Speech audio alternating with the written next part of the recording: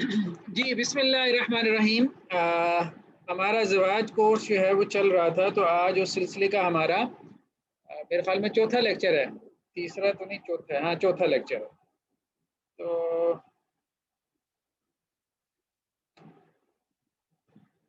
آج ہم ڈسکس کریں گے انشاءاللہ سے حقوق الزوجین کو، میاں بیوی کے حقوق، رائٹس کیا۔ دیکھیں، جہاں پہ حقوق ہیں وہاں پہ ریسپانسبلٹیز بھی ہیں، ذمہ داریاں بھی ہیں۔ تو ذمہ داری تو کوئی پوچھتا نہیں ہے، سیدھی سی بات ہے، سب کہتے ہیں ہمارے حق بتائیں، ہمارا حق کیا ہے۔ خیر بہرحال،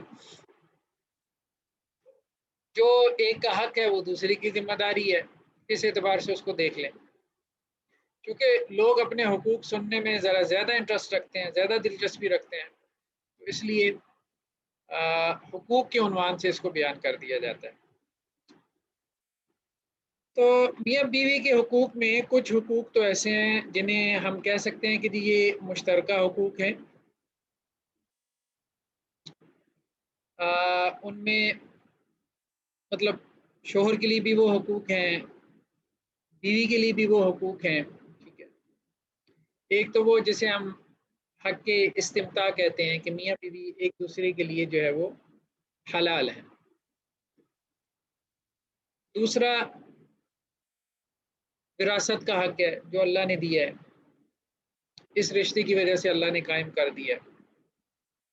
تیسرا نسل، یعنی نسل جو ہے اس کی نسبت یا اولاد کی نسبت دونوں کی طرف ہوتی ہے، یہ ایک حق ہے۔ باپ کے لیے جائز نہیں ہے کہ وہ انکار کرے کہ اس عورت سے میری نسل نہیں ہے، کیونکہ اس کے بستر پہ اولاد پیدا ہوئی ہے۔ تو اب یہ دونوں کا حق ہے، اور اسی طرح سے یہ بھی کہ ایک دوسرے کے ساتھ معروف طریقے سے چلیں۔ خیر بہرحال یہ تو کچھ عمومی سی باتیں تھیں۔ اب ہم آتے ہیں اصل میں حقوق کی طرف، حقوق کی اس فہرست کی طرف جو کہ اہم ہے۔ سب سے پہلے ہم شروع کریں گے بیوی کے حقوق سے۔ بیوی کے حقوق میں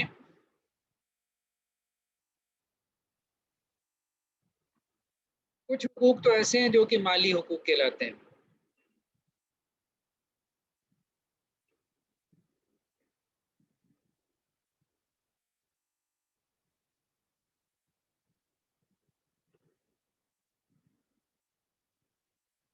مالی حقوق میں بیوی کا جو بڑا حق ہے وہ کیا ہے؟ حق مہر۔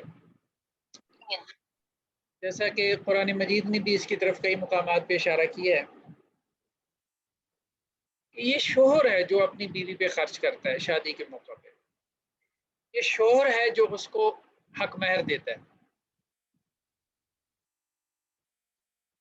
دیکھیں، یہ جو دینے والی پوزیشن ہے نا، اصل میں یہی طے کر دیتی ہے کہ انتظامی اعتبار سے دونوں برابر نہیں ہیں، اخلاقی اعتبار سے، دینی اعتبار سے وہ دونوں برابر ہو سکتے ہیں، یا عورت جو ہے وہ آخرت میں مرد سے درجات میں بلند ہو سکتی ہے۔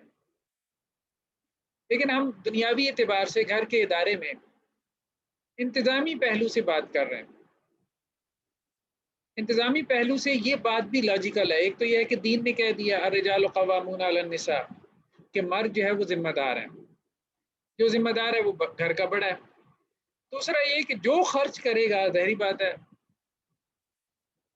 ذمہ دار وہی ہوگا، بڑا وہی ہوگا۔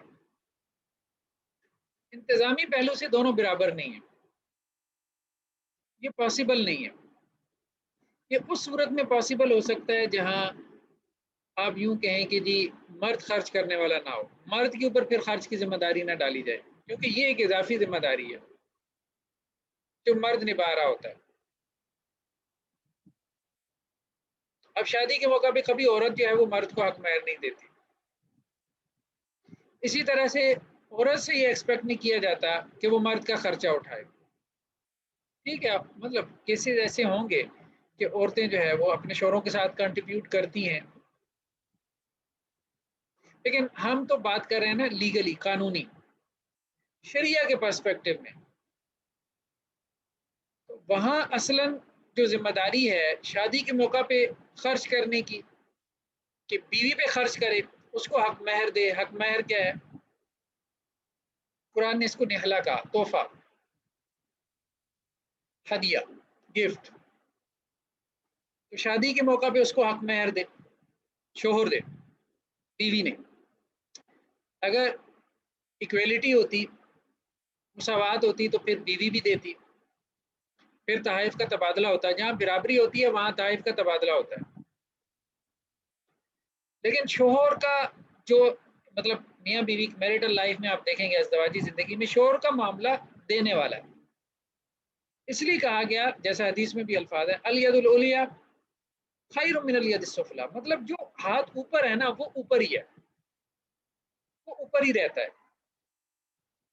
کسی ہاتھ کا اوپر ہونا یہ بتلانے کے لیے کافی ہے کہ وہ ذمہ دار ہے، وہ بڑا ہے.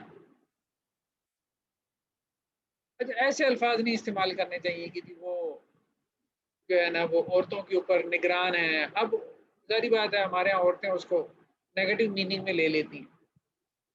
ذمہ دار کا لفظ اچھا ہے، الرجال قوامون علی النساء. مرد عورتوں کے اوپر ذمہ دار ہیں، رسپانسبلٹی ہے ان کے اوپر، ان کے ماتحت عورتوں کی، ان کی بیویوں کی. تو شادی کے موقع پہ جو ہے عورت کا حق ہے شوہر اس کے اوپر خرچ کرے، یعنی اس کو حق مہر دے. حق مہر جو ہے کم از کم اس کی کوئی مقدار مقرر نہیں ہے. جیسا کہ خاتون، اللہ کے رسول صلی اللہ علیہ وسلم نے ان کو اجازت دی کہ وہ جوتوں کے ایک جوڑے کے عوض جو ہے وہ نکاح کر لیں. اسی طرح سے قرآن نے یہ بھی ذکر کیا کہ اگر تم نے اپنی بیویوں کو قنطار یعنی سونے چاندی کا ڈھیر دیا ہو حق مہر کے طور پہ، تو اس میں سے واپس نہ لو. تو حضرت عمر رضی اللہ عنہ نے ایک مرتبہ یہ ارادہ کیا تھا کہ میں، مطلب انہوں نے ممبر پہ بھی یہ بات کہہ دی کہ میں یہ چاہ رہا ہوں کہ حق مہر جو ہے نا زیادہ سے زیادہ اس کی کوئی ویلیو مقرر کر دو. تو غالباً شاید انہوں نے 400 درہم مقرر کی اور کہا کہ اس سے زیادہ جو حق مہر دے گا نا تو وہ میں بیت المال میں دے دوں گا، وہ عورت کو نہیں ملے گا. اس پہ ایک بوڑھی عورت نے کہا تھا کہ عمر یہ بات قرآن کے خلاف ہے. تو میں نے کہا وہ کیسے؟ رضی اللہ عنہ. تو ان خاتون نے کہا کہ قرآن تو یہ کہتا ہے کہ اگر تم عورتوں کو سونے چاندی کے ڈھیر کے عوض اتنا حق مہر دے دو، تو اگر جدائی ہو جائے، سپریشن ہو جائے، تو اس میں سے کچھ واپس نہ لو، کیونکہ یہ گفٹ ہے، تحفہ ہے. اور حدیث میں آتا ہے کہ تحفے کو واپس لینے والا ایسی ہی ہے جیسا کہ کتا جو ہے وہ کیا کرتا ہے، وہ مٹ کرتا ہے اور پھر اپنی کیا کو چاٹ لیتا ہے. بہت بری مثال دی گئی ہے. حق مہر ہو یا شادی کے موقع پہ خاتون کو کچھ اور تحفے تحائف دیے گئے ہوں زیورات کی صورت میں، مطلب وہ تحفے تحائف ہوں، تو وہ پھر عورت کی ملکیت ہے. اب وہ سپریشن کے موقع پہ، ڈائیورس خلا کے موقع پہ اس سے واپس نہیں لیے جا سکتے. ہاں، اس میں ایک کیس ایسا بھی آتا ہے کہ کچھ خاندان والے یعنی لڑکے والے یہ کہتے ہیں کہ ہم نے شادی کے موقع پہ یہ جو زیور ڈالا تھا نا، یہ ہم نے برادری کو دکھانے کے لیے ڈالا تھا، یہ تو فلاں فلاں کا شوہر کی بہن کا تھا، فلاں سے مانگ تانگ کے یہ وہ ہم نے دیا نہیں تھا. وہ ایک علیحدہ کیس ہے. اگر انہوں نے ایسا کیا، بہرحال انہوں نے غلط کام کیا، ٹھیک ہے، انہیں نہیں کرنا چاہیے تھا. اسلام نے اس چیز کو تو پسند نہیں کیا کہ آپ دکھلاوا کریں. لیکن اگر انہوں نے ادھر ادھر سے زیورات اکٹھے کر کے دلہن کو ڈال دیے دکھانے کے لیے برادری کو، تو اب ظاہر بات ہے اس سے تو وہ دلہن کے نہیں ہو جاتے، اس سے تو وہ بیوی کے نہیں ہو جاتے، وہ تو اس کو واپس کرنے ہوں گے. لیکن جو انہوں نے سسرال والوں نے یا شوہر نے بیوی کو بطور تحفہ دے دیے، اور یہ بات دونوں طرف سے انڈرسٹوڈ ہے، واضح طور پہ کلیئر ہے کہ بھائی یہ تحفہ ہے، یہ گفٹ ہے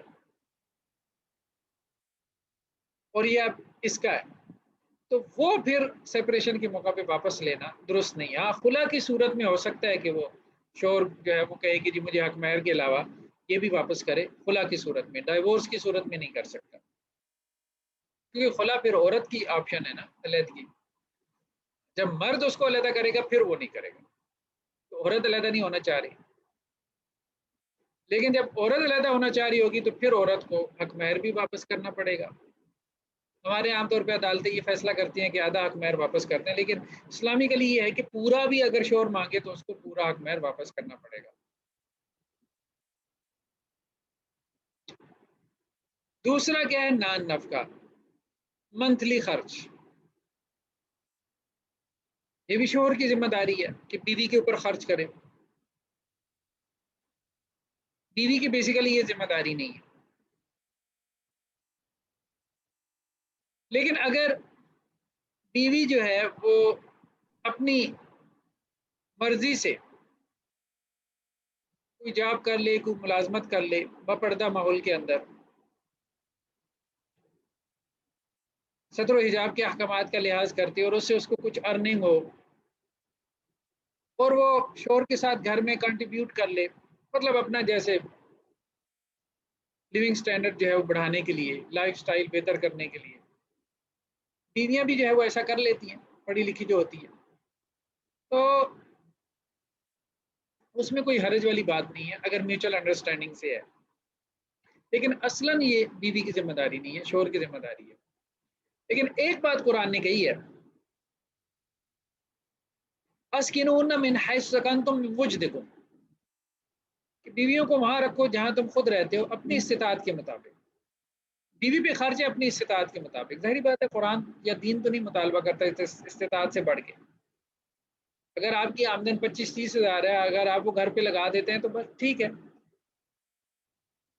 وہ زیادہ سے زیادہ یہ کہہ سکتی ہے بھائی مزید کمائی کرو، کہہ سکتی ہے، بٹ ٹھیک ہے، وہ بیویاں کہتی رہتی ہیں، شوہروں کو مائنڈ نہیں کرنا چاہیے، مزید کوئی ایکسٹرا ٹائم لگا سکتے ہیں تو لگا لیں، لیکن یہ ہے کہ ایک بندے کی اگر کمائی کم ہے تو ظاہری بات ہے اس نے گھر میں کم ہی دینا ہے، اللہ نے اس کے لیے تنگی پیدا کر رکھی ہے۔ اب اس میں یہ نہیں ہے کہ بیوی کہے کہ میرا حق پورا نہیں ہوا، نہیں، یہ نہیں، جس کے پاس استطاعت ہے، جس کے پاس مال ہے، وہ اگر بیوی بچوں پہ خرچ نہ کرے تو وہ ظاہری بات ہے وہ درست نہیں ہے، وہ بخل ہے، وہ کنجوسی ہے، اس کو اسلام نے پسند نہیں کیا، یعنی جس کے پاس تو ہے وہ خرچ نہیں کر رہا تو وہ ناپسندیدہ ہے، یہ بات درست ہے، لیکن جس کے پاس نہیں ہے، جس کے پاس جتنا ہے اتنا وہ خرچ کر رہا ہے، تو وہ اللہ کے ہاں جواب دہ نہیں ہے۔ تو نان نفقہ،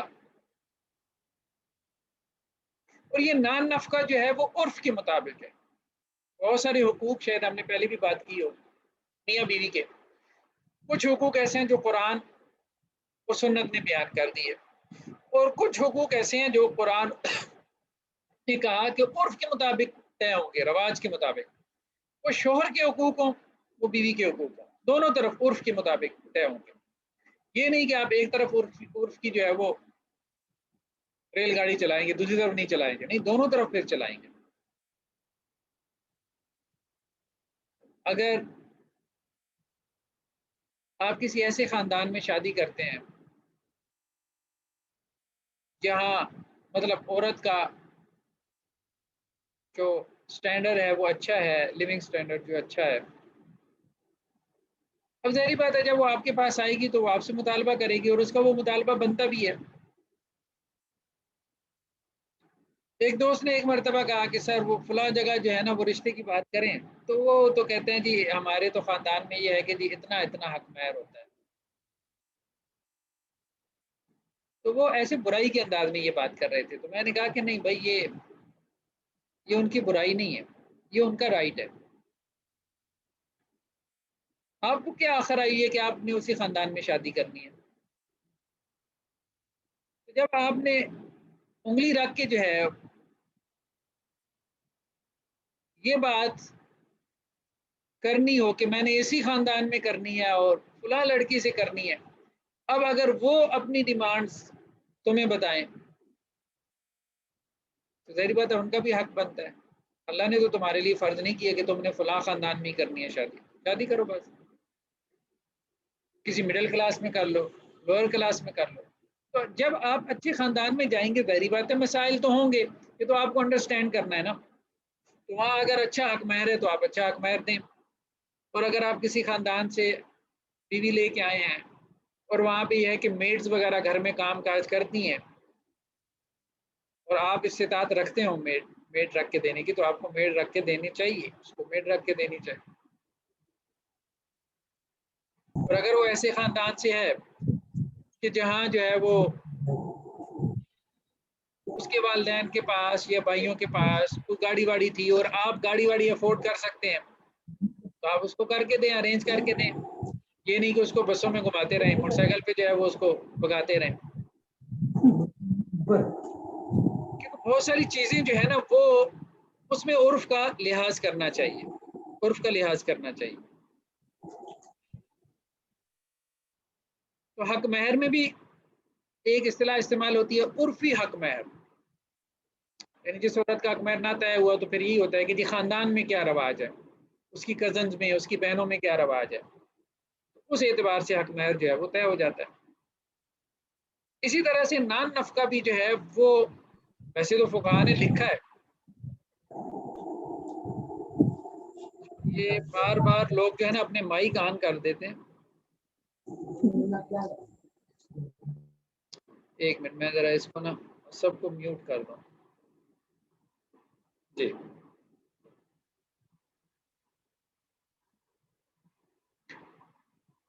تو نان نفقہ جو ہے وہ عورت کے مطلب سٹینڈرڈ کے مطابق، ٹھیک ہے، مرد کو کنجوس نہیں ہونا چاہیے. جیسے حضرت ابو سفیان رضی اللہ عنہ اسلام قبول کر لیا تھا، ان کی بیوی ہندا، انہوں نے کہا تھا اللہ کے وسلم، اب وہ سرداران قریش میں تھے، ظاہر بات ہے مالدار آدمی تھے، کہ وہ مجھ پہ اور میرے بچوں پہ نا ہماری اس کے مطابق خرچ نہیں کرتے استطاعت کے مطابق. تو انہوں نے کہا اللہ کے رسول کیا ہم ان کی جیب سے پاکٹ سے نکال سکتے ہیں ان کی اجازت کے بغیر چوری چھپے؟ تو اللہ کے رسول نے اجازت دے دی، ہاں جو تمہاری ضرورت کو پورا کر دے اتنا نکال لو. تو اگر شوہر بیوی پہ خرچ نہ کرتا ہو تو بیوی جو ہے وہ اگر والٹ سے نکال لے، اگر خرچ نہ کرتا ہو تو اس میں کوئی حرج بھی نہیں ہے، وہ چوری میں نہیں آتا. اسی طرح سے اگر شوہر کے مال میں سے صدقہ کر دے تو اس میں تو حدیث میں آتا ہے کہ دونوں کو اجر ملے گا، لیکن کچھ ایسا نہ کرے جس سے گھر میں جھگڑا اور فساد پیدا ہو جائے. تو بیوی کے کچھ حقوق تو ایسے ہیں جو کہ مالی حقوق ہے، ہم نے کہا ہے اس میں سے ایک حق مہر ہے جو ظاہری بات ہے شادی کے موقع پہ ہے. اب اس میں لوگ یہ بھی کرتے ہیں، جیسے کہ ہمارے ہاں ایک رسم ہے منہ دکھائی، مطلب ظاہری بات ہے بیوی کو تو پہلے سے دیکھا ہوتا ہے، اکثر و بیشتر نے، بہت کم ہوتے ہیں جنہوں نے مطلب ایسے ریلیجس جو جنہوں نے دیکھا ہی نہ ہو یا شادی کی رات ہی دیکھتے ہو.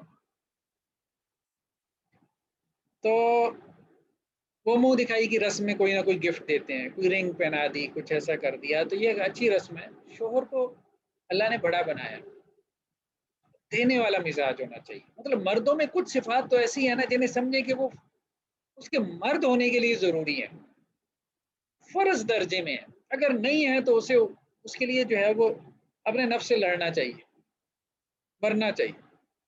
ایک شجاعت اور دوسرا سخاوت، بہت ضروری صفات ہیں، بہت ضروری صفات. کچھ بیوی کے ایسے حقوق ہیں جو کہ غیر مالی ہیں. غیر مالی حقوق میں جیسے حسن معاشرت، معاشرون بالمعروف، قرآن نے کہا کہ اچھے سے چلو اپنی بیویوں کے ساتھ، معروف طریقے سے، بھلے طریقے سے. اللہ کے وسلم کی بھی ایک حدیث ہے، خیرکم خیرکم لأہلی وانا خیرکم لأہلی، کہ تم میں سے بہتر وہ ہیں جو اپنے گھر والوں کے لیے بہتر ہیں، اور میں تم میں سے اپنے گھر والوں کے لیے سب سے بہتر ہوں.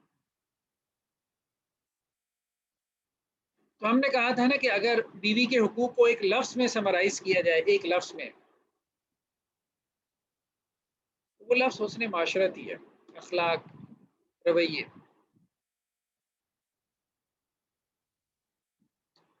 لیکن اس میں بھی ظاہری بات ہے کوئی بیویاں مطلب اپنے شوہروں کے اخلاق کی شکایت کرتی ہیں، ٹھیک ہے شوہروں کے مسائل ہوتے ہیں، لیکن کچھ ایسا بھی ہوتا ہے کہ جہاں شوہروں کے مسائل اتنے نہیں ہوتے،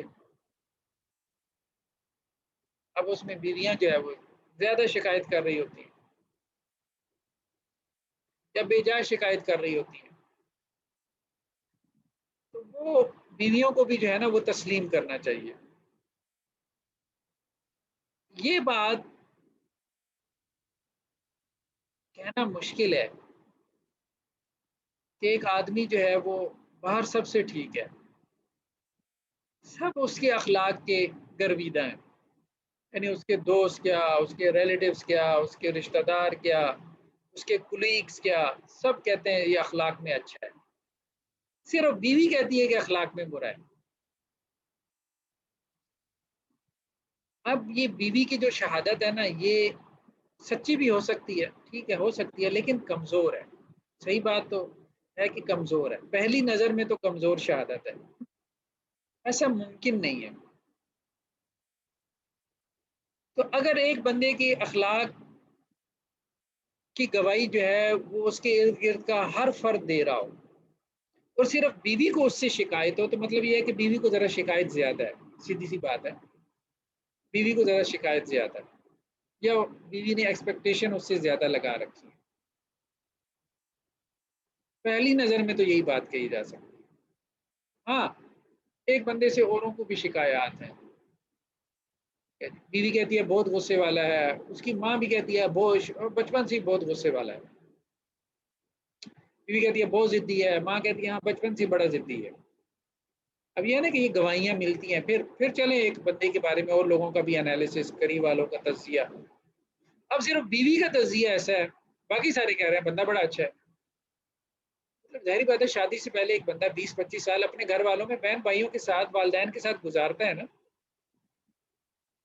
صرف بیوی تو ایسی نہیں ہے کہ جس کے ساتھ وہ زندگی گزارتا ہے، باقیوں کے ساتھ بھی گزارتا ہے. تو حسن معاشرت جو ہے نا یہ شوہر کو حکم ہے، اور شوہر کو اس میں کوشش کرنی چاہیے بہتر سے بہتر اپنے رویے، بہتر سے بہتر اپنے اخلاق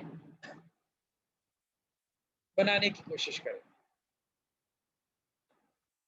اور اس میں اپنے دل کو بڑا کرے.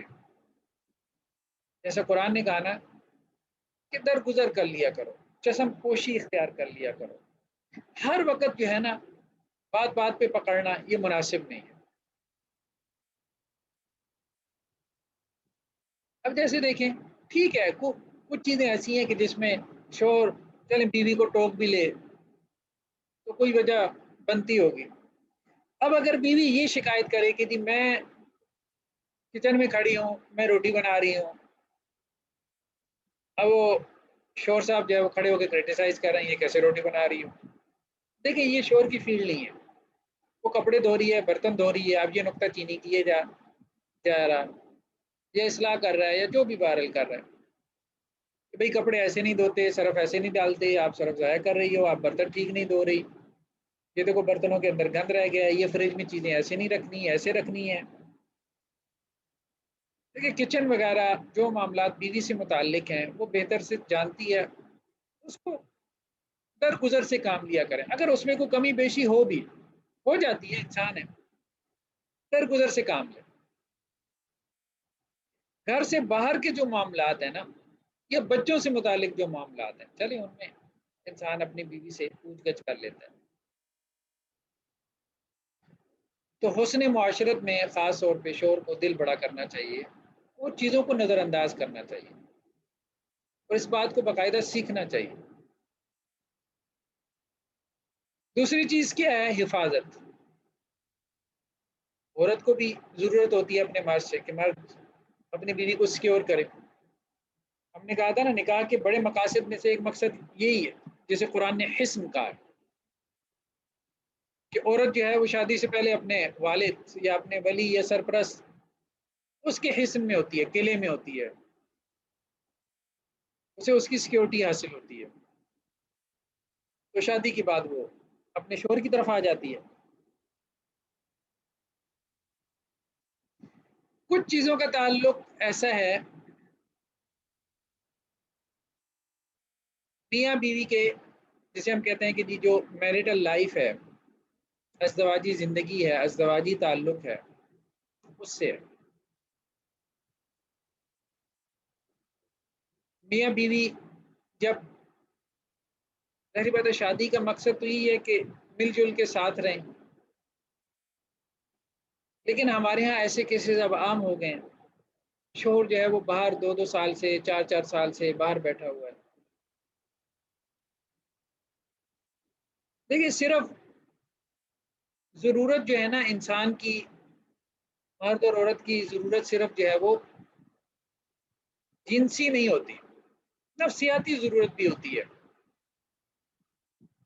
اب ایک عورت ہے جو 2 سال سے اپنے شوہر کے بغیر بیٹھی ہے، سسرال میں بیٹھی ہے، ان کے کام کر رہی ہے، اب وہ ظاہری بات ہے سسرال والوں کا تو ویسا تعلق نہیں ہے جیسے شوہر کا ہے۔ شوہر اگر اسے ایک مرتبہ ڈانٹ پٹ کرے گا، 10 مرتبہ اس کو پچکار بھی لے گا، وہ کمپنسیشن ہو جاتی ہے۔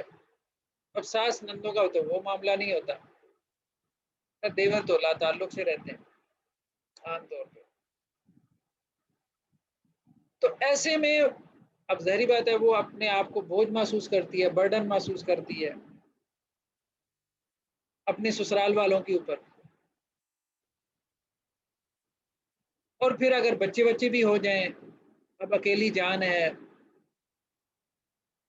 شور ساتھ ہو تو ایک ہیلپنگ ہینڈ ہوتا ہے انسان کو بہت حد تک، تو ایسے میں انسان بہت دفعہ ٹوٹتا ہے، بکھرتا ہے، اور خاص طور پہ عورتیں جو ہیں شخصیت ٹوٹ جاتی ہے انسان کی، بکھر جاتی ہے۔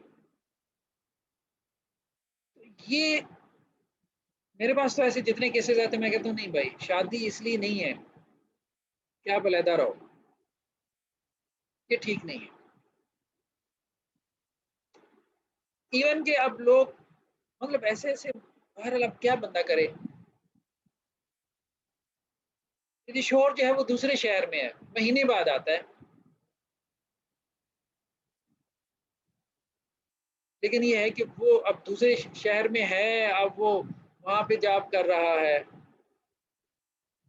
بیوی اس کے پاس نہیں ہے، اب وہ فوش سائٹس وغیرہ دیکھ رہا ہے، اور بیوی جو ہے وہ ایسی صورت میں مسئلے پوچھتی ہے کہ جی میں کیا کروں۔ بی بی آپ کیا کرو، کرنے کا کام تو ایک ہی، اپنے شوہر کے ساتھ رہو، اور کیا کرو، کم پہ گزارا کر لو، اپنے شوہر کے ساتھ رہو، اگر آپ چاہتی ہو کہ وہ اس زندگی سے واپس آ جائے، اس ایڈکشن سے نکل آئے۔ تو خیر شوہر کی اپنی ضرورتیں ہیں جو کہ زیادہ تر بایولوجیکل ہیں، جسمانی ہیں، مرد کے اندر سیکشول ڈیزائر زیادہ ہے عورتوں کی نسبت، عورتوں کی زیادہ ضرورتیں جو ہے وہ نفسیاتی ہیں، نفسی ہیں، جس کے لیے ہم رومانس کا جو ہے وہ لفظ استعمال کر سکتے ہیں۔ تو دونوں ایک دوسرے کی ضرورت ہے، اس لیے حضرت عمر رضی اللہ تعالیٰ عنہ نے حضرت حفصہ رضی اللہ عنہ سے مشورہ کر کے عورت جو ہے وہ اپنے شوہر کے بغیر کتنے عرصے تک رہ سکتی ہے، تو انہوں نے کہا تھا 4 ماہ تک، مطلب اس کی نفسیاتی ضرورت ہے، وہ اپنے شوہر کے بغیر نہیں رہ سکتی، مطلب نفسی اعتبار سے ٹوٹ پوٹ کا شکار ہو جائے گی، کیونکہ اس کو ستائش چاہیے، اپریسیشن چاہیے عورت کو، بھلے جھوٹی کیوں نہ ہو، تو وہ اس کے بغیر نہیں رہ سکتی، اور یہ کام شوہر ہی کر سکتا ہے۔ باپوں کی بھی اس طرف اتنی توجہ نہیں ہوتی کہ بیٹی اگر بن سنور کے کھڑی ہو گئی ہے سامنے تو کوئی اس کو کہہ ہی دیں کہ بھائی بہت پیاری لگ رہی ہو، لیکن یہ ہے کہ یہ بچیوں کی بھی، عورتوں کی بھی، خاص طور پہ ٹین ایج میں، پھر اس کے بعد بھی زندگی بھر یہ ایک خواہش ہے ان کے اندر، اللہ نے رکھ دی ہے، کہ آزمائش بنا دی ہم کہ کوئی ان کو سرائے، ہر عورت کے اندر مطلب یہ۔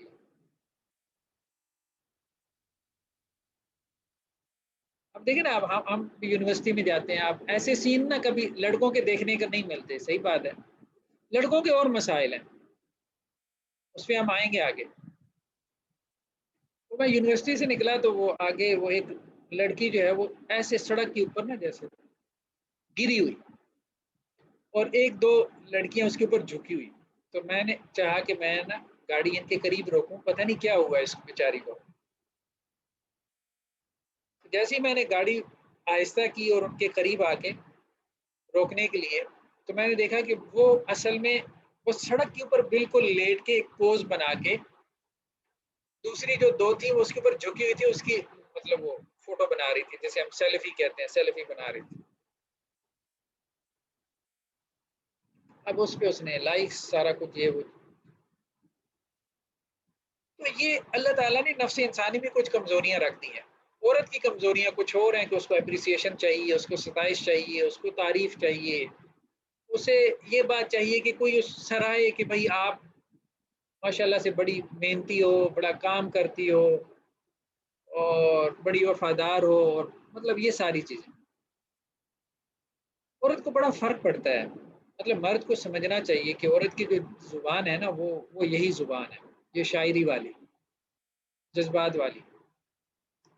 آپ جھوٹی تعریف کریں گے اس کو فرق پڑے گا، بھلے اس کو معلوم ہو پھر بھی اس کو فرق پڑے گا، کیونکہ اللہ نے یہ چیز اس کے لیے کمزوری بنائی ہے۔ اور یہ جو بال لگے پھرتے ہیں، مطلب موڈی کرنے والے لڑکے، اب ظاہری بات ہے ان لڑکوں کو یہ بات سمجھ میں آ گئی ہے کہ یہ عورت کی کمزوری ہے، لڑکی کی کمزوری ہے، وہ اسی طرح سے لڑکیوں کو پٹاتے ہیں تعریفیں کر کر کے۔ وہ ہوم سکنس کا شکار ہوتی ہیں، جو خاص طور پہ یونیورسٹیز میں آ کے ہاسٹلائڈ ہو جاتی ہیں، ان کو اسی طرح سے پٹاتے ہیں۔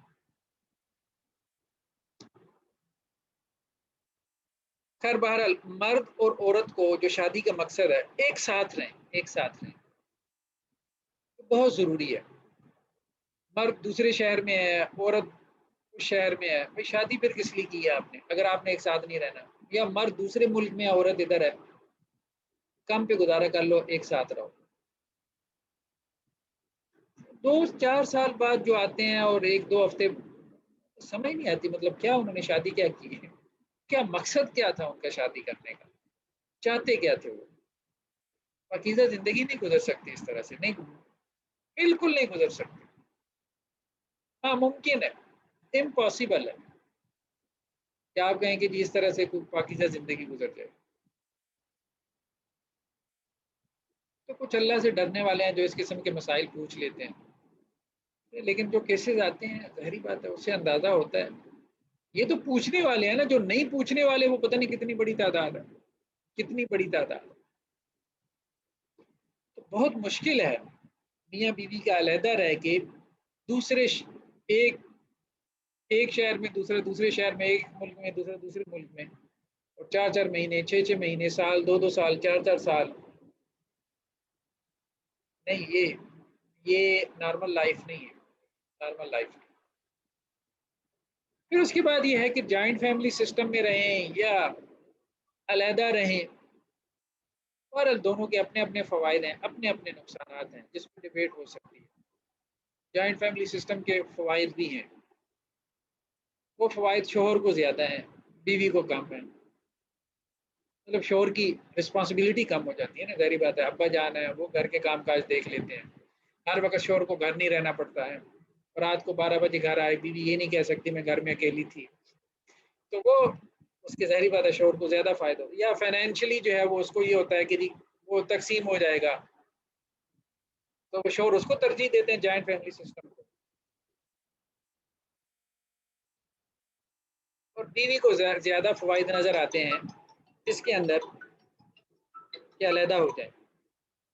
1 منٹ بس۔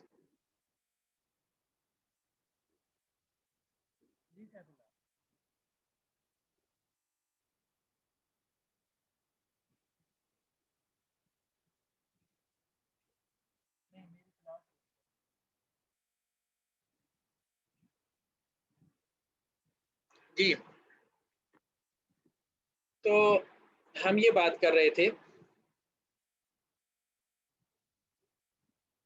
کہ یہ اب نارمل لائف ہے جو لوگ گزارتے ہیں، باقی یہ ہے کہ جوائنٹ فیملی سسٹم میں رہ لیں، اور اگر جوائنٹ فیملی سسٹم میں اس طرح سے معاملہ کر لیں، اوپر نیچے پورشن کر لیں یا ساتھ میں کوئی پورشن کر لیں، تو اس میں کوئی حرج نہیں ہے۔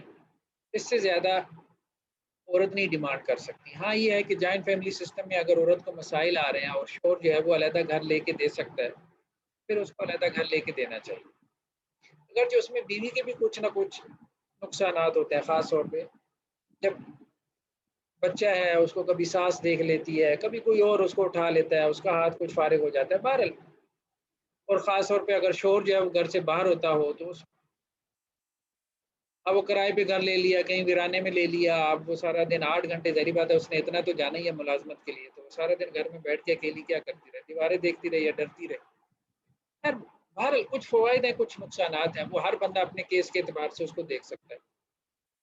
لیکن اصل مقصد یہ ہے کہ میاں بیوی کو علیحدہ ٹائم سپینڈ کرنا چاہیے، گزارنا چاہیے. بالکل بھی ایسے جوائنٹ فیملی سسٹم میں کہ جس میں وہ اب ایسے ایسے آتے ہیں، مجھے خود مطلب لوگوں نے بیان کیا کہ شادی کے بعد ہم ایک چارپائی پہ بیٹھے ہیں تو خاندان والوں نے کہا کہ نہیں یہ ایک چارپائی پہ کیوں بیٹھے ہیں، بے حیائی پھیلا رہے ہیں آپ. مطلب ہمارے یہاں ابھی بھی گاؤں دیہات میں چھوٹے شہروں میں اس چیز کو برا سمجھا جاتا ہے کہ میاں بیوی شادی کے بعد کہیں مطلب دعوت کے لیے کھانے کے لیے گئے اور ایک چارپائی پہ بیٹھ گئے. مطلب ایسے ایسے ہمارے یہاں لوگوں کے کانسیپٹ تصورات ہیں، ساری فضول باتیں ہیں. باہر شادی کے بعد کا جو خاص طور پہ ٹائم پیریڈ ہوتا ہے، میں یہ سمجھتا ہوں خاص طور پہ 1-2 سال شروع کے جو 1-2 سال ہوتے ہیں، تو میاں بیوی کو زیادہ ٹائم اپنے ایک دوسرے کے ساتھ سپینڈ کرنا چاہیے، کیونکہ یہی وہ ٹائم ہوتا ہے جو انڈرسٹینڈنگ کا ہے، یہی وہ ٹائم ہوتا ہے کہ جس میں تعلق بنتا ہے. اگر یہاں ہی بہت سے زہر پھیل گئے نا تو وہ پھر ساری زندگی جو ہے وہ جسم سے نکلیں گے نہیں. تو یہ پہلے 1-2 سال بہت اہم ہے، اس میں شوہر کو بھی جو ہے مطلب کوشش کرنی چاہیے. یہ دنیا داروں نے جو طریقے بیان کر رکھے ہیں ٹھیک ہے، ہم وہ اصطلاحات نہ استعمال کریں ہنی مون وغیرہ، لیکن یہ ہے کہ یہ چیزیں سمجھ میں آتی ہیں. دنیا داروں نے دنیا داری کی ہے اور ہے یہ دنیا داری سیدھی سی بات ہے. میاں بیوی کا آپس میں ایک دوسرے تعلق نبھانا ہے تو دنیا داری ہے، اور کیا ہے. بس اللہ تعالیٰ نے کہا کہ اس پہ میں ثواب بھی دے دوں گا، وہ لقمہ جو تم بیوی کے منہ میں ڈالتے ہو اس پہ بھی تمہیں ثواب ملے گا. تو ٹائم سپینڈ کرنا چاہیے. شوہر کو چاہیے بیوی کو کچھ گھمانے کے لیے لے جائے، تو اکیلے میں ٹائم سپینڈ کرنا چاہیے اگر ان کو جوائنٹ فیملی سسٹم میں نہیں ملتا. اس سے ان کا تعلق مضبوط ہوگا. تو ایک بات تو یہ ہے کہ ساتھ رہیں، اور یہ بیوی کا حق ہے اور بیوی ڈیمانڈ کر سکتی ہے، لیکن یہ بھی نہیں کہ اب 24 گھنٹے ساتھ رہے. ظاہری بات 24 گھنٹے ساتھ رہے گا وہ بھی اس سے آک جائے گی، سارا دن گھر میں پڑا رہتا ہے، باہر کیوں نہیں جاتا، نکلتا کیوں نہیں ہے. اب کورونا کی وجہ سے اب شوہر گھروں میں بیٹھے ہیں، اب وہ اس سے تنگ ہے کہ یہ سارا دن گھر میں کیوں بیٹھے ہیں. بہرحال انسان کسی بھی چیز کی جو انتہا ہے اس کو ظاہری بات ہے انسان اعتدال انسان کو جو ہے وہ سوٹ کرتا ہے. دوسرا کیا ہے، بیوی کے راز فاش کرنا. بیوی کے جیسے مطلب ہمارے یہاں خیر شریف لوگ تو ایسا نہیں کرتے، مردوں میں جو ہے ایسا نہیں ہے، عام طور پہ نہیں ہے کہ وہ اپنی بیویوں کی باتیں اپنے دوستوں میں جا کے کرتے ہوں.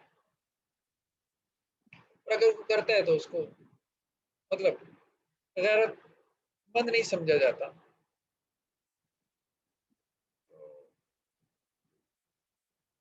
اسی طرح بیوی کے لیے بھی یہ جائز نہیں ہے کہ وہ اپنی سہیلیوں میں جا کے اپنے شوہر کے عیوب بیان کرے، اس کے ساتھ جو اس کا انٹریکشن ہوتا ہے اس کو وہ بیان کرے.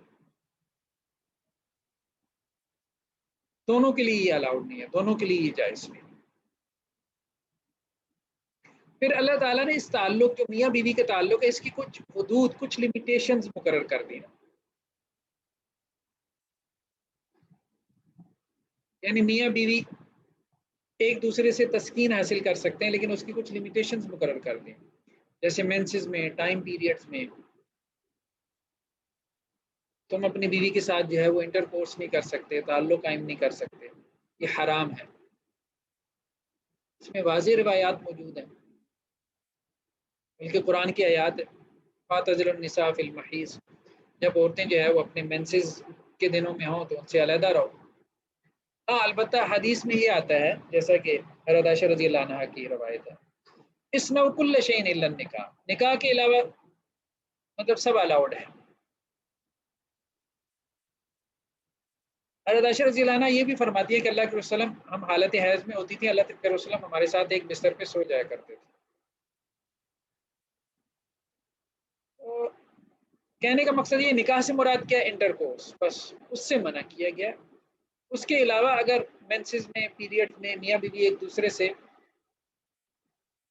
فائدہ اٹھا لیں، تسکین حاصل کر لیں تو اس میں کوئی حرج نہیں. اور اسی طرح ایک اور چیز جس سے منع کیا گیا اینل سیکس،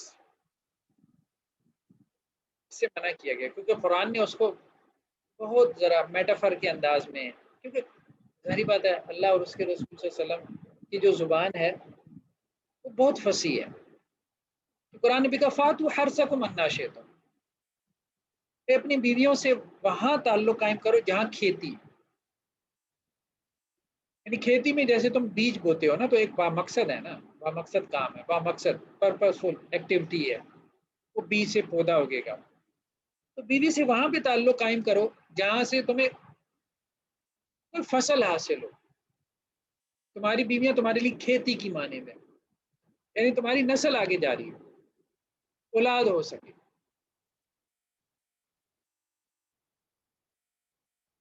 تو قرآن نے بھی اس کی طرف اشارے کے نائے سے، اور اللہ کے رسول صلی اللہ علیہ وسلم نے بھی بہت ڈیسنٹ وے میں اس چیز کو سمجھایا ہے کہ یہ کچھ لیمیٹیشنز ہیں اس تعلق کی.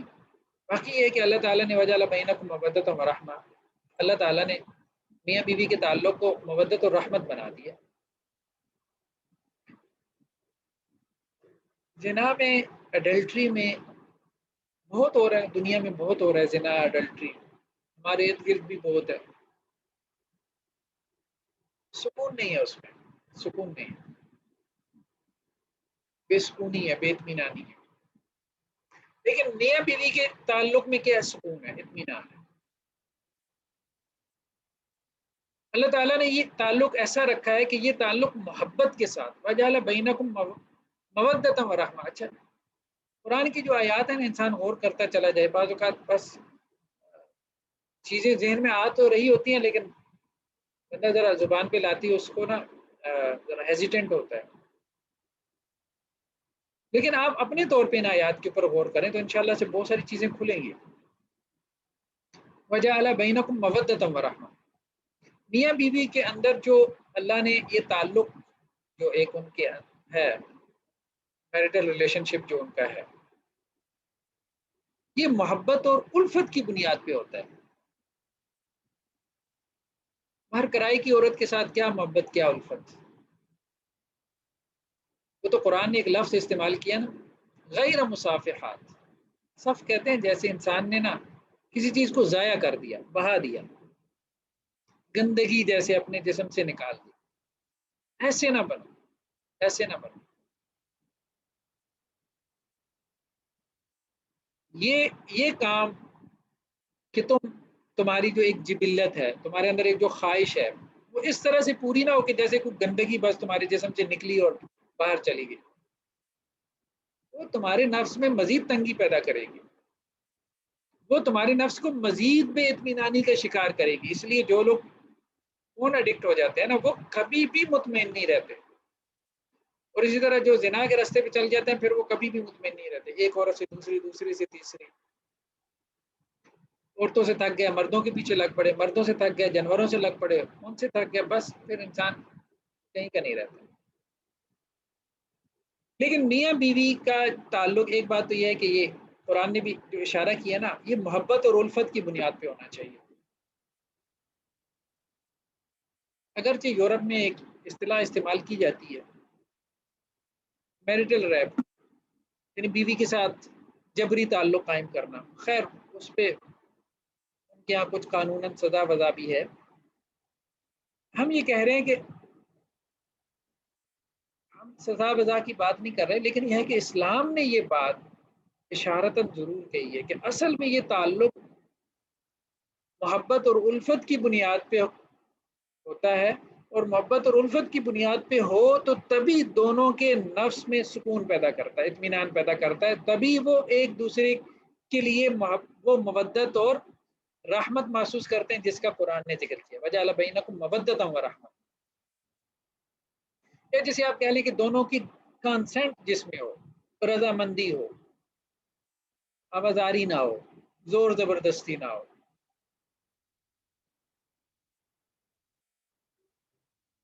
खैर बहरहाल, नेक्स्ट क्या है, खानदानी मनसूबाबंदी। खानदानी मनसूबाबंदी जिसे हम फैमिली प्लानिंग कहते हैं। अगर बीवी को औलाद चाहिए तो शोहर मना नहीं कर सकता, शोहर को चाहिए तो बीवी मना नहीं कर सकती। अब होते हैं हमारे यहाँ जैसे शोहर है, वो कहता है मेरी पहली बीवी से औलाद है, मैंने दूसरी से लेनी नहीं है, या वैसे ही वो कहता है मैं मुझे औलाद का शौक ही नहीं है। नहीं, ये बीवी का हक है, उसका राइट है।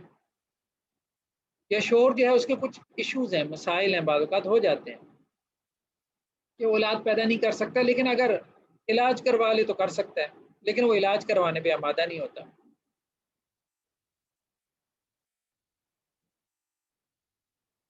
इसी तरह से जो है वो अगर बीवी का कोई मसला है तो ज़ाहिर बात है उसको इलाज करवाना चाहिए। अगर एक बीवी से औलाद नहीं हो रही तो अब शोहर कहता है नहीं मुझे औलाद चाहिए, ये तो उसका राइट है, हक है। अब उसके लिए वो अगर सेकंड मैरिज की तरफ जाता है तो ये दोनों का हक है। पता है औलाद किसको प्यारी नहीं होती, औलाद इंसान की ज़रूरत है। तो मियाँ बीवी का जो ताल्लुक है और इसी तरह औलाद का जो ताल्लुक है, ये अल्लाह ताला ने हमारी नफ्सी ज़रूरतों को पूरा करने के लिए बनाया है। नफ्स की ज़रूरतें, और नफ्स की जब तक ज़रूरतें पूरी नहीं होंगी, नफ्स सुकून और इत्मीनान में नहीं आएगा, फिर ये डिसऑर्डर का शिकार हो जाएगा। डिसऑर्डर का शिकार हो जाएगा मतलब टूट फूट जाएगा अंदर से। जब ये टूट फूट जाएगा, आपकी शख्सियत, आपकी पर्सनैलिटी टूट फूट जाएगी, तो फिर उसके बाद ज़ाहिर बात है फिर अपने आप को समेटना मुश्किल हो जाएगा।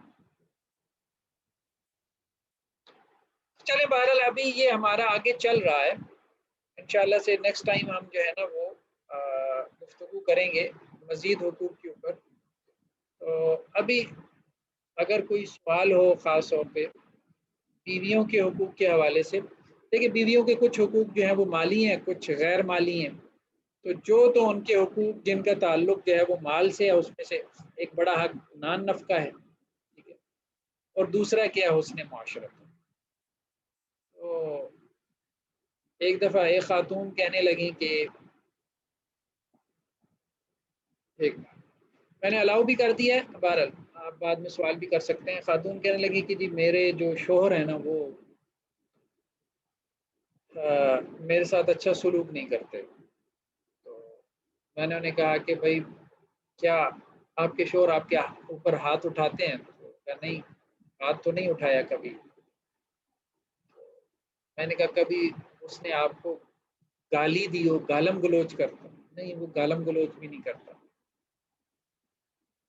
मैंने कहा फिर क्या मसला है, मतलब मिसबिहेव करने का तो यही मतलब होता है। बाकी ये है कि कभी उसने ऊंचा बोल लिया, कभी आपने ऊंचा बोल लिया, ये चीज़ें तो चलती रहती हैं, ये चीज़ें मैटर नहीं करती। कभी उसने डांट दिया, कभी आप डांट लिया करें, बस यही है। तो बद अखलाकी जिसे कहते हैं ना, या आप उसे सुए माशरत या बुरी माशरत जिसे आप कह सकते हैं, या बुरा सलूक, वो ये है कि वो हाथ छूट हो, हाथ उठाता हो या गालम गलोच करता हो। हाँ, तीसरी सूरत आप यूँ कह सकते हैं, ये भी हो सकती है कि जो खर्चा ना देता हो। अगर वो खर्चा भी दे रहा है तो फिर ठीक है, वो मेरे ख्याल में एक वो जो बुनियादी लेवल है अखलाकियात का, अगर ये 3 चीज़ें हैं शोहर में, कि वो हाथ नहीं उठाता, गालम गलोच नहीं करता, और तीसरा ये है कि खर्चा जो है ना वो घर का नहीं रोकता, बीवी बीवी बच्चों का खर्च नहीं रोकता, तो वो अखलाक के एक मेयार पर है, वो हुस्न माशरत का जो फ़र्ज़ है वो अदा कर रहा है। तो मज़ीद ये है कि वो बहुत अच्छा बन जाए, बहुत अच्छे की तो फिर कोई हद नहीं है, कोई हद नहीं। वो अल्लाह ताला फिर सबको बनाए। लेकिन ये है कि कम से कम, चूँकि ये रिश्ता ऐसा है ना कि इसमें कानूनी होना पड़ता है, कम से कम लेवल क्या हो कि जिससे हुस्न माशरत अदा हो जाए। और शोरों को भी चाहिए कम से कम इस लेवल पे आ जाए। गालम गलौज तो वैसे ही हमारे दीन ने पसंद नहीं की। मार को भी अल्लाह के रसूल सल्लल्लाहु अलैहि वसल्लम ने पसंद नहीं किया, हाथ उठाने को भी ज़रूरत नहीं है उसकी। और तीसरा ये कि खर्च तो ज़ाहिर बात है, वो औरत का हक है, जब तक वो आपके अक़्द निकाह में है, वो उसका हक है, वो आपको अदा करना है। वो आपके हक हक अदा नहीं कर रही, वो एक अलग मसला है, वो अल्लाह के यहाँ उसकी जवाबदेही है। چلیں جی، اب سوال کر لیں کوئی ہے تو۔ السلام علیکم وعلیکم السلام۔ سر، میرا سوال یہ ہے کہ یہ کہنا کس حد تک درست ہے کہ جیسا بندہ ہوتا ہے ویسے اس کو بیوی ملتی ہے، اور دوسرا میرا سوال یہ ہے کہ یہ کہنا کس حد تک درست ہے کہ آپ صلی اللہ علیہ وسلم کے بعد افضل ترین جو مخلوق ہے وہ آپ صلی اللہ علیہ وسلم کی ازواج ہیں، یعنی حضرت عائشہ، کیونکہ وہ آپ صلی اللہ علیہ وسلم کا درجہ چونکہ جنت میں سب سے اونچا ہوگا تو آپ کے درجے میں ہی آپ کی ازواج بھی ہوں گی۔ پہلا آپ کا سوال کیا تھا؟ اصل میں ایک ہی یہ سوال کی کہنا اگر کس حد ہاں تک ایک ہی سوال کر لیا اچھا یہ کہنا کس حد تک درست ہے کہ جیسا بندہ ہوتا ہے ویسے اس کو عورت ملتی ہے؟ نہیں، قرآن میں یہ بات تو آئی الخبیثات للخبیثین والخبیثون للخبیثات، کہ خبیث عورتیں خبیث مردوں کے لیے، خبیث مرد خبیث عورتوں کے لیے، یہ ایک پہلو سے ہے، اس بات کو سمجھ لیں۔ جس کانٹیکس میں یہ بات ہو رہی ہے نا، اس کانٹیکس میں یہ ہے کہ مطلب پاکیزہ عورتیں جو ہے نا، پاک دامن عورتیں پاک دامن مردوں کے لیے، تو بدکار عورتیں بدکار مردوں کے لیے، لیکن یہ کوئی 100% اصول بھی نہیں ہے کہ ایک بندہ بدکار ہے تو اس کی عورت بھی بدکار ہوگی، لیکن عموماً ایسا ہی ہوگا، یہ بات ہے جی۔ دوسرا یہ کہنا کہ اللہ کے رسول صلی اللہ علیہ وسلم کے بعد اس امت میں سب سے افضل ازواج مطہرات ہیں، تو یہ بات درست نہیں ہے، ظاہری بات ہے، وہ تو واضح روایات موجود ہیں کہ اللہ کے رسول صلی اللہ علیہ وسلم کے بعد حضرت ابوبکر ہیں، پھر حضرت عمر ہیں، وہ تو واضح روایات موجود ہیں، پھر حضرت عثمان ہیں، پھر حضرت علی ہیں رضی اللہ عنہ۔ شکریہ سر۔ جی السلام علیکم، مجھے آپ سے کویشچن کرنا تھا۔ جی ایکچولی میرے 2 کویشچن ہیں۔ پہلا میرا سوال یہ ہے کہ جس طرح آپ نے ابھی بتایا کہ اگر ہسبینڈ جو ہے وہ اولاد کی ڈیمانڈ کرتا ہے، اور اگر عورت کسی بھی وجہ سے منع کرتی ہے کہ نہیں میں اور اولاد نہیں پیدا کر سکتی ہوں، کیونکہ آلریڈی اگر 2 بچے یا 3 بچے ہیں کسی کے، اور وہ اس طرح کے ہیں، بہت تنگ کرتے ہیں، بہت ڈیمانڈنگ بچے ہیں، اور اب وہ اور نہیں کرنا چاہتی ہے، تو کیا مرد کو اس چیز کو انڈرسٹینڈ کرنا چاہیے، یا اس کی وجہ سے بھی وہ اگر دوسری شادی کی ڈیمانڈ کرے تو وہ کر سکتا ہے کیا؟ دوسرا میرا سوال آپ سے یہ تھا کہ جس طرح مرد جو ہے وہ ہر وقت اگر کہے میں دوسری شادی کر لوں گا، میں دوسری شادی کر لوں گا، اور اگر عورت اس کو منع کرے کہ نہیں تم دوسری شادی نہیں کرو گے، تو کیا مرد کا فرض ہے کہ وہ اس کی اپنی عورت کو سنے، یا پھر اللہ نے حکم دیا ہے کہ مرد کو جو ہے وہ اپنی فرسٹ وائف کی پرمیشن کی ضرورت نہیں ہے؟ بس یہ 2 سوال ہیں میرے۔ جی دیکھیں، ہم نے کہا ہے کہ یہ صرف مرد کا حق نہیں، یہ بیوی کا بھی حق ہے۔ بعض کیسز میں ایسا ہوتا ہے کہ بیوی اولاد چاہ رہی ہوتی ہے، شوہر نہیں چاہ رہا ہوتا، تو اللہ تعالیٰ نے دونوں کا یہ حق رکھا ہے۔ اگر شوہر چاہتا ہے کہ اس کو مزید بچے ہوں، لیکن ظاہر بات ہے یہ اس طرح سے تو نہیں نا، اوور برڈن تو اس کو نہیں کرے گا نا۔ اب یہ تو ہمارے اوپر والی جو آپ کہہ لیں کہ جی نسل تھی، وہاں 8 9 10 یہ ایوریج ہوتی تھی، اب تو ظاہر بات ہے عورتوں کا وہ والا معاملہ نہیں رہ گیا، لیکن ہم ایک عرف کو مد نظر رکھ سکتے ہیں، خاندان کا عرف ہو یا آپ کے شوہر کے ہسبینڈ اینڈ وائف کے خاندان کا جو عرف ہو، اگر 4 5 کی ایوریج چل رہی ہے اور ایک خاتون 2 بچے پیدا کر کے اور شوہر کہتا ہے کہ نہیں کم از کم مطلب اوروں کو بھی 4 5 ہیں تو اتنے تو ہمارے ہونے چاہیے، میرے خیال میں کم از کم اس پہ عورت کو ایگری کر لینا چاہیے کہ اگر اس کے ارد گرد خاندان میں اگر یہ ایک عرف ہے، رواج ہے، تو اس کو فالو کرنا چاہیے۔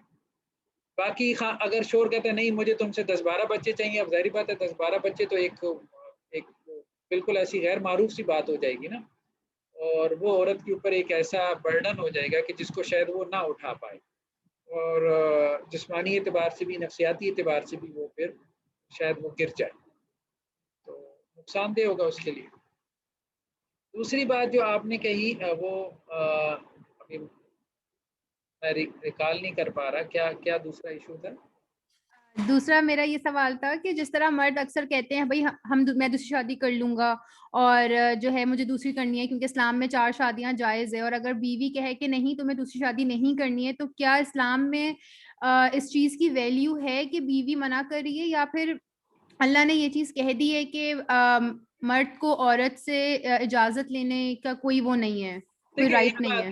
دیکھیں ایک بات تو یہ ہے کہ یہ اجازت تو ہمارے قانون نے کہا ہے کہ شوہر جو ہے وہ اپنی بیوی سے اجازت لے دوسری شادی کی، ویسے اسلامکلی اس کی اجازت مطلب نہیں ہے، لیکن شوہر کو بہرحال یہ چیز مد نظر رکھنی چاہیے کہ اگر اس کی بیوی جو ہے وہ اس کے حقوق وغیرہ پورے کر رہی ہے، مطلب جسے ہم کہتے ہیں کہ اس کو کسر نہیں لگنے دیتی، تو پھر خواہ مخواہ جو ہے وہ اس کو تنگ کرنے کے لیے دوسری شادی کو بطور ایک ہتھیار کے استعمال کرے تو یہ مناسب نہیں ہوگا۔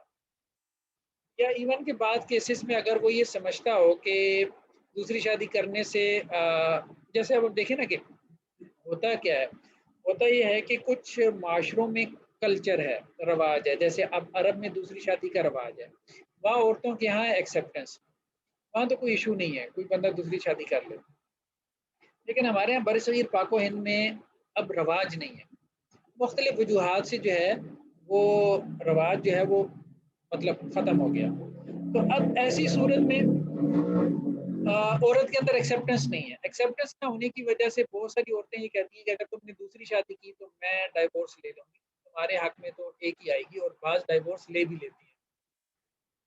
اب اس کے بچے بھی ہیں 3-4، تو یہ کوئی عقل مندی نہیں ہوگی کہ وہ جو ہے وہ دوسری شادی کر لے اور پہلی سے اس کے 3-4 بچے ہیں اور وہ ڈائیورس لے کے علیحدہ ہو جائے، وہ بچے بھی رل جائیں، اب یہ کہے گی کہ نہیں میرا اسلامی حق ہے، میں نے دوسری شادی کرنی ہے۔ مطلب یہ ہے کہ مرد کو بھی یہ ڈیسیژن سوچ سمجھ کے لینا چاہیے، کیونکہ ہر عورت ایک جیسی نہیں ہے، ہو سکتا ہے کہ ایک عورت پیسے ہو اور مرد دوسری شادی کرے تو وہ گزارا کر لے، چل جائے، ٹھیک ہے، یا وہ ایک ایسے خاندان سے ہے اسے پتا ہے کہ جی میرے پیچھے جو ہے وہ بیک نہیں ہے، یا پھر میں بے سہارا ہو جاؤں گی، یا چلو ٹھیک ہے میں کمزور ہوں، اس کے حق میں کوتاہی کرتی ہوں، تو بہتر ہے یہ دوسری شادی کر لے، یا مجھ سے اس کی اولاد نہیں ہو رہی، اگلی سے اولاد ہو جائے گی۔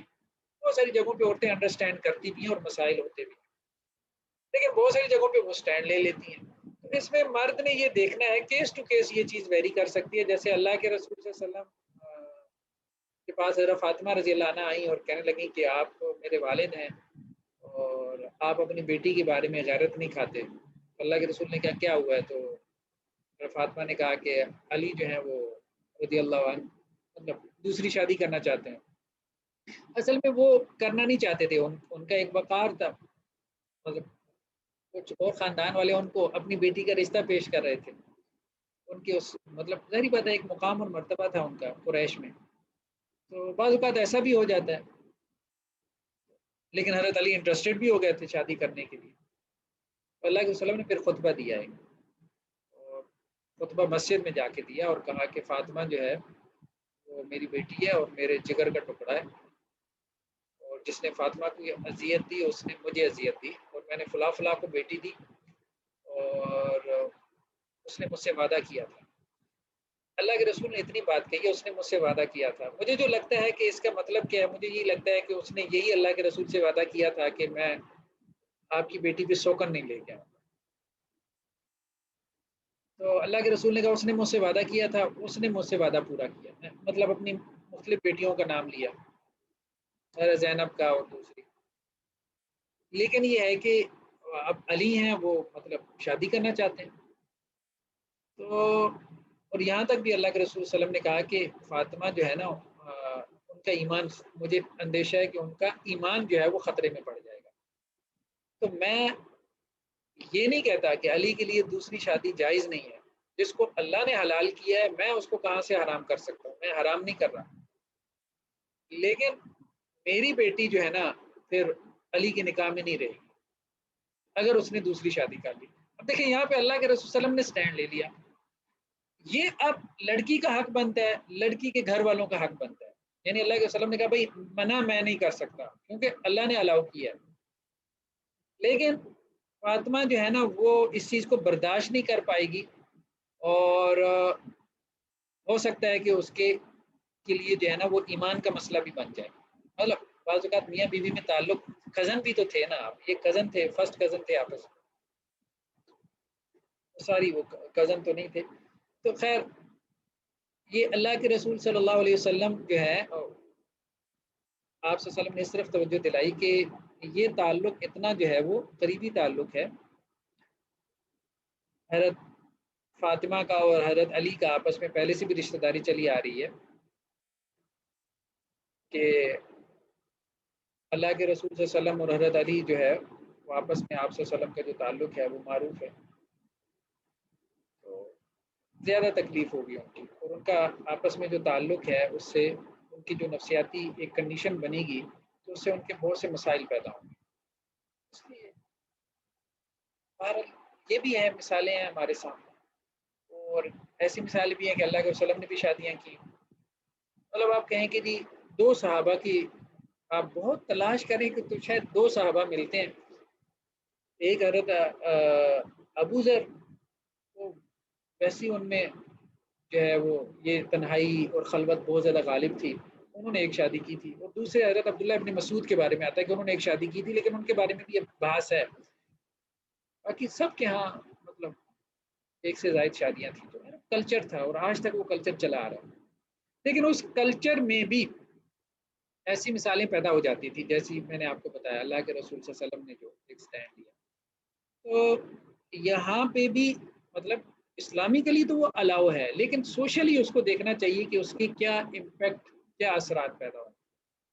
جیسے مولانا اشرف علی تھانوی سے انہوں نے دو شادیاں کی تھیں، حضرت مولانا اشرف علی تھانوی رحمہ اللہ. آخر عمر نے انہوں نے اپنے مریدوں کو منع کر دیا، بھائی دو نہ کرنا. تو انہوں نے کہا حضرت ہم نے تو سوچا تھا کہ پیر صاحب نے دو کر لی تو رستہ کھول گیا دوسری شادی کا، اب تو بند کر کے جا رہے ہیں. ایک ان کے مرید نے کہا کہ حضرت دوسری شادی کرنا چاہتا ہوں. تو انہوں نے کہا بھائی کتنے گھر ہیں؟ اس نے کہا حضرت کیا مطلب؟ کہنے لگے 3 گھر ہیں تو دوسری شادی کر لو. اس نے کہا حضرت 3 گھر کا کیا مطلب ہے؟ کہنے لگے ایک بیوی کے لیے، دوسرا دوسری کے لیے، تیسرا جب دونوں تو مجھے گھر سے نکال دیں، تجھے بھی تو کوئی ٹھکانا چاہیے. تو خیر کہنے کا مقصد ہے کہ یہ خیر باتیں ہیں، لیکن یہ ہے کہ سوشلی اس کے امپیکٹ کو دیکھنا چاہیے دوسری شادی کے. یہ نہیں کہ دوسری شادی کے لیے آپ ایک پورا خاندان تباہ کر دیں، برباد کر دیں، بیوی آپ کی نفسیاتی مریض بن جائے، بچے آپ کے رل جائیں، نسل آپ کی تباہ ہو جائے، اور آپ کہیں میں نے دوسری شادی کرنی ہے. نہیں، ان حالات میں نہیں. ہمارے یہاں کیونکہ اب وہ رواج نہیں ہے، مطلب ایکسیپٹنس نہیں ہے عورتوں میں، اس کو اویئرنیس پیدا کرنی چاہیے. پہلے ایک ایکسیپٹنس پیدا کرنے مطلب ایک ماحول بنانا چاہیے، جیسا کہ عرب میں خیر پہلے سے چلا آ رہا تھا، تو اس پہ زیادہ محنت بھی نہیں کرنی پڑی. پھر اس کے بعد جو ہے وہ اس چیز کو رواج دینا چاہیے، اس سے اس کے فوائد صحیح معنوں میں سامنے آئیں گے. لیکن فی الحال جو صورت حال ہے نا وہ یہ ہے کہ مطلب ہمارے یہاں عورتوں میں بالکل ایکسیپٹنس نہیں ہے. حالانکہ کچھ کیا ہونے والا، کیا ہونے والا کچھ نہیں ہوتا، لیکن بہرحال کچھ ایسا بھی ہے کہ شوہروں نے دوسری شادی کے بعد پہلی کی طرف سے توجہ ہٹا لی. یہ بھی ہے کہ ہمارے یہاں عورت کے زیادہ مسائل ہیں، کیوں اس کے مختلف فیکٹرز ہیں. ہمارے یہاں عورت جو ہے نا وہ مرد سے زیادہ اٹیچ ہوتی ہے. وہ اٹیچ اس لیے ہوتی ہے کہ وہ گھر کے لیے، بچوں کے لیے زیادہ قربانی دیتی ہے. اصرار ہمارے یہاں کی عورت میں زیادہ ہے. جو عرب عورت ہے نا آج کل جیسے لاؤبالی سی عورت ہے، یہاں سے ڈائیورس ہو گئی وہاں، مطلب جسے کہتے ہیں بس ایک ان کے ہاں جو نکاح ہوتا ہے نا وہ ایک کانٹریکٹ ہے، واقعی در میں ایک کانٹریکٹ ہے. وہ کوئی ریلیشن شپ نہیں ڈیولپ ہو پاتا ان میں. وہ ریلیشن شپ ڈیولپ ہی نہیں ہو پاتا تو وہ انہیں کیا تکلیف کی، وہ آگے 2 کر لے 4 کر لے. انہیں یہ ہے کہ بس پیسہ ہونا چاہیے اور ان کی ضرورتیں پوری ہونی چاہیے، اور وہ پوری ہو رہی ہوں.